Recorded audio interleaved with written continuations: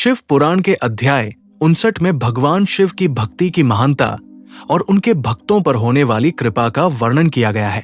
इस अध्याय में बताया गया है कि जो व्यक्ति सच्चे मन और श्रद्धा के साथ भगवान शिव का स्मरण करता है, उसके जीवन के सभी दुख और कष्ट धीरे धीरे समाप्त हो जाते हैं।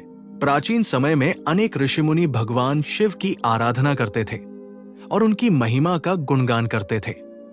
वे जानते थे कि भगवान शिव अत्यंत दयालु और करुणामय देवता है।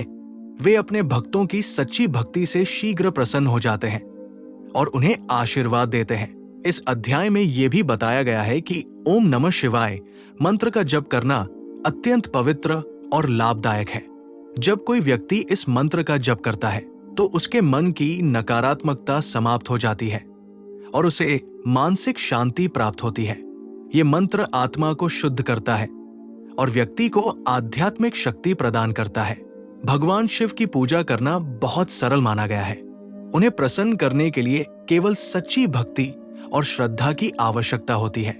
जो व्यक्ति प्रतिदिन शिवलिंग पर जल अर्पित करता है और बेलपत्र चढ़ाता है, उस पर भगवान शिव की विशेष कृपा बनी रहती है। उसके जीवन में आने वाली बाधाएं धीरे धीरे समाप्त होने लगती है। शिव पुराण ये भी सिखाता है कि मनुष्य को अपने जीवन में सत्य, धर्म और सदाचार का पालन करना चाहिए। जो व्यक्ति धर्म के मार्ग पर चलता है और दूसरों की सहायता करता है, उस पर भगवान शिव की विशेष कृपा होती है। ऐसा व्यक्ति जीवन में सुख और सम्मान प्राप्त करता है। इस अध्याय में ये शिक्षा भी दी गई है कि मनुष्य को अहंकार, क्रोध और लोभ जैसे दोषों से दूर रहना चाहिए। ये दोष मनुष्य के जीवन में दुख और अशांति का कारण बनते हैं। भगवान शिव की भक्ति से इन दोषों को दूर किया जा सकता है और मनुष्य अपने जीवन को बेहतर बना सकता है।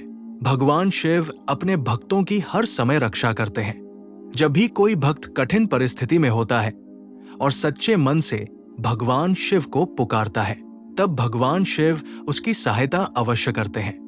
यही कारण है कि उन्हें भोलेनाथ कहा जाता है, क्योंकि वे अपने भक्तों की छोटी सी भक्ति से भी प्रसन्न हो जाते हैं। इस अध्याय का मुख्य संदेश ये है कि भगवान शिव की सच्ची भक्ति मनुष्य के जीवन को पवित्र और सफल बना सकती है।